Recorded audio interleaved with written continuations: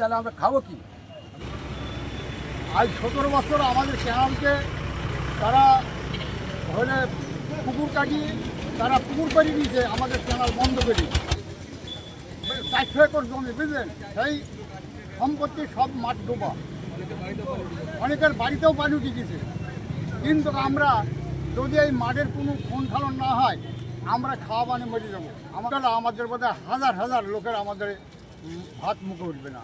এমনি মাঠটা আপনার ইনকোয়ারি করে দেখেন, সমাধান যদি আমার না হয়, আমরা ইয়ার পরে বড় করে আমরা পুনরায় আসতে চাই। আমাদের খান খনন কাটতে হবে, এই বছরে আমাদের পানি বার করতে হবে, নাহলে আমরা কিছু খাইতে পাবো না, আমাদের আবাদ হবে না।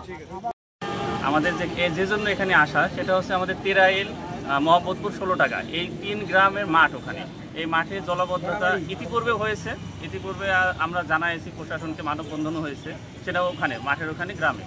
এখন ওইটা মানে অল্প ছিল জলাবদ্ধতা, এখন আস্তে আস্তে ওটা বেড়ে পুরো মাঠ প্লাবিত হয়ে গেছে। এখন এটা মাঠ প্লাবিত হওয়ার সাথে সাথে আবার গ্রামের দিকেও চলে আসছে, গ্রামের রাস্তাঘাটও অনেক জায়গায় ডুবে গেছে। তো এটা যদি নিরসন না হয় সেক্ষেত্রে মানে এমনি তো ফসল হচ্ছেই না, আবার গ্রামের লোকজনেরও অনেক ক্ষয়ক্ষতি হবে। সেজন্য আমরা প্রশাসনের কাছে এসেছি যাতে এই আমাদের ওই রাস্তার সাইড দিয়ে ক্যানাল আছে, ক্যানালটা টোটালি মনে হয় ওই যে পুকুর করছে, এই করার কারণে এই জলবদ্ধতাটা সৃষ্টি হয়েছে। এটা যদি আমাদের প্রশাসন নজর দিয়ে যদি পুকুরগুলো পাশ দিয়ে একটা ক্যানাল করে দেয়, তাহলে জলবদ্ধতা নিরসন হবে। আমরা আমাদের ডিসি মহোদয়ের কাছে আকুল আবেদন করছি, উনি যদি অতি দ্রুত আমাদের এই ব্যাপারে ডিসিশন না নেয়, তাহলে আমরা ডিসির বাসভবন আসি, আমরা আমাদের সমস্ত ছেলে মেয়ে নিয়ে এসে আমরা ওনার বাসায় আমাদের খাদ্যর ব্যবস্থা করতে হবে।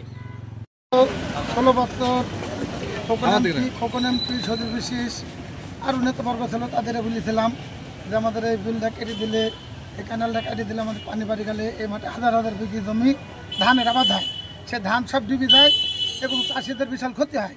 এক গরু পোষে বিচিলি টিচিলি পায় না, বিশাল অসুবিধার পেতে কয়েকটা গ্রাম মানে তিরাইল, মোহাম্মদপুর, বাইদিপাড়া, কামারখাড়ি, 16 টাকা, এই গ্রামগুলো সব পানি বন্ধই। একটা মাঠ, এই কয়েক গ্রামের একটা মাঠ হাজার হাজার বিঘি জমি, এই মাঠ সব ডুবি, আমরা আবাদ করতে পারিনি। এবং আবাদ 1 বছর মধ্যে আবাদ হয়, তারা দেখি বড় লোক ধার, তারা বলে দেখি পুকুর পুষ্করণী কাটি দিতে, সে ক্যানালের ভেতর দিই, তারা হচ্ছে ক্যানাল কাটি দেয় না।